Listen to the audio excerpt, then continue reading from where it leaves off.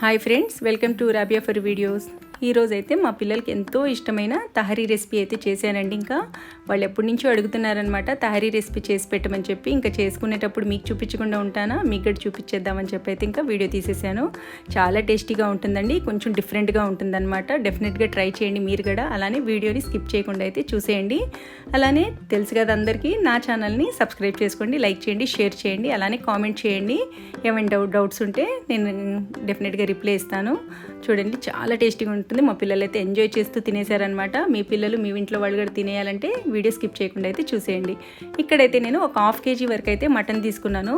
అందులోనే నేను ఇక్కడ ఒక గుప్పెడంతా పుదీనాకు, అలానే కొత్తిమీర గుప్పెడంతా, ఒక 3-4 పచ్చిమిరపకాయలు కట్ చేసుకున్నవి పెట్టుకున్నాను అనమాట. అవి కూడా ఇందులో యాడ్ చేసుకోవాలి. కొంచెం ఎక్కువే పడతాయండి అన్నీ కూడా. నేను ఇక్కడ 1/2 kg తీసుకున్నాను. మీరు ఒకవేళ కేజీ తీసుకుంటుంటే ఒక క్వాంటిటీ అనేది డబుల్ చేసుకోండి దానికి. అలానే ఇక్కడ 3 టమాటాల వరకు అయితే తీసుకున్నాను. ఇక్కడ ఒక 3 టమాటాలు ఇలా కొంచెం పొడువుగా కట్ చేసుకొని వేసేసుకోవాలన్నమాట. అందులోనే 1.5 టేబుల్ స్పూన్ వరకు అయితే నేను జింజర్ గార్లిక్ పేస్ట్ వేస్తున్నాను. ఒకవేళ మీరు కేజీ తీసుకుంటుంటే ఒక 1/2 kg వరకు అయితే టమాటాలు పడతాయండి. నేను ఇక్కడ 1/2 కప్ వరకు అయితే పెరుగు తీసుకున్నాను. పెరుగు కొంచెం తక్కువ ఉందని తక్కువ వేసుకున్నానండి. మీరు కొంచెం ఎక్కువ వేసుకోండి. 1 కప్ వరకు అయితే పెరుగు పట్టిద్ది అనమాట. అలానే నేను కారం కూడా వేసేసుకున్నాను 1 టేబుల్ స్పూన్ వరకు. అలానే నేను ఇక్కడ ధనియాల పౌడర్ అండి, ఒక 2 టేబుల్ స్పూన్ల వరకు అయితే ధనియా పౌడర్ వేసుకుంటున్నాను. అలానే మటన్ మసాలా అండి, 1 టేబుల్ స్పూన్ వరకు మటన్ మసాలా వేసుకున్నాను. ఒకవేళ ఆప్షనల్ అండి, మీ దగ్గర లేకపోతే పర్వాలేదు, కాకపోతే కొంచెం టేస్ట్ ఎక్కువ వస్తుంది కదా అని చెప్పి అయితే నేను ఇక్కడ వేసుకున్నాను. అలానే ఇక్కడ గరం మసాలా కూడా ఒక 1/2 టేబుల్ స్పూన్ వరకు అయితే గరం మసాలా యాడ్ చేస్తున్నాను. ఇంకా టేస్ట్కి సరిపడా సాల్ట్ అయితే వేసేసుకుంటున్నానండి. అలానే ఇక్కడ నేను ఇలా ఒక నిమ్మకాయ అయితే యాడ్ చేస్తున్నాను అనమాట. ఒక నిమ్మకాయ కొంచెం ఇలా పిండేసుకొని వేసుకోండి. అలానే ఇక్కడ నేను వేయించి పెట్టుకున్న ఉల్లిపాయలు అండి, ఇవి కొంచెం ఆయిల్లో డీప్ ఫ్రై చేసుకున్నాను అనమాట. మీరు స్టోర్ చేసి పెట్టుకుంటారు కదా ఉల్లిపాయలు, అలా పెట్టుకుంటే ఇలా ఆయిల్లో కూడా స్టోర్ చేసి పెట్టుకుంటే ఇలా ఇన్స్టెంట్గా మనకి ఎప్పుడైనా చేసుకోవాలంటే ఈజీగా అయిపోతుంది.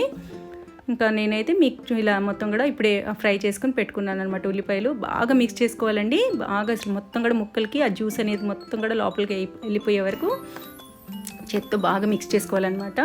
కొంచెం ఎక్కువే ఇలా ఏముంది చేత్తో చేస్తున్నారని అనుకోవద్దు. ఇలా చేత్తో మిక్స్ చేసుకుంటేనే ఆ టేస్ట్ అనేది వస్తుంది. ఎప్పుడైనా సరే నాన్ వెజ్కి అయినా సరే ఏదైనా సరే మన చేత్తో చేసుకుంటేనే, అలా మిక్స్ చేసుకుంటేనే టేస్ట్ వస్తుంది అనమాట.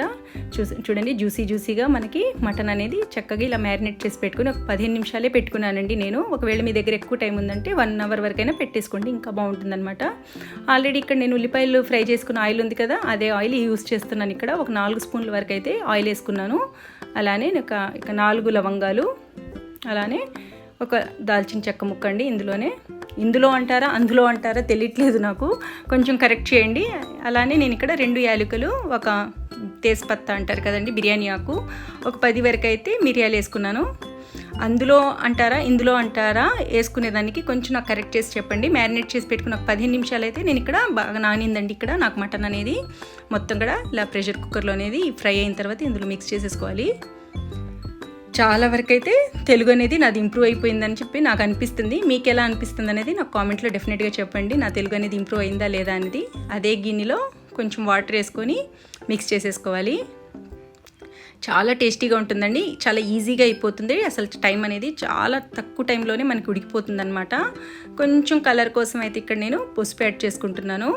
చూడండి, ఇంగ్రీడియంట్స్ అనేవి మొత్తం స్కిప్ చేసుకోకుండా వీడియో చూస్తేనే మీకు ఇంగ్రీడియంట్స్ అనేవి తెలుస్తాయి. మీరు స్కిప్ చేసి చూసుకుంటే మాత్రం మీకు కొన్ని మిస్ అయిపోయినా ఆ టేస్ట్ అనేది రాదండి. డెఫినెట్గా వీడియో మొత్తం చూడండి. ఇక్కడ విజిల్స్ అయితే ఒక 4 నుంచి 5 విజిల్స్ వచ్చాయి. కొంచెం ఇక్కడ నాకు ఉడికిపోయింది చూడండి మటన్ అనేది. కొంచెం అందులో వాటర్ ఉన్నప్పుడే మన ఇలా బొగోనాలో అంటామండి మేమైతే, ఇలా గిన్నెలో అయితే వేసేసుకోవాలన్నమాట. ఆ వాటర్ అనేది మొత్తం కొంచెం మనకి ఉడికిపోవాలి. మొత్తం చూడండి, వాటర్ అనేది ఇలా మొత్తం కూడా కలుపుకుంటూ ఉంటే వాటర్ అనేది మొత్తం కూడా ఇలా తక్కువైపోయింది చూడండి. ఇప్పుడు నేను ఎంత రైస్ తీసుకుంటున్నానో దానికి నేను ఇక్కడ 3 గ్లాసులు రైస్ తీసుకున్నాను. దానికి నేను ఇక్కడ 4 గ్లాసులు వాటర్ అయితే యాడ్ చేసుకుందామని చెప్పి అయితే చూస్తున్నానండి. ఇక్కడ అయితే చూడండి, నాకు ఆయిల్ మొత్తం కూడా ఉడికిపోయింది. ఇప్పుడు 4 గ్లాసుల వరకు అయితే 4 నుంచి 4.5 గ్లాసులు వాటర్ తీసుకున్నానండి నేను.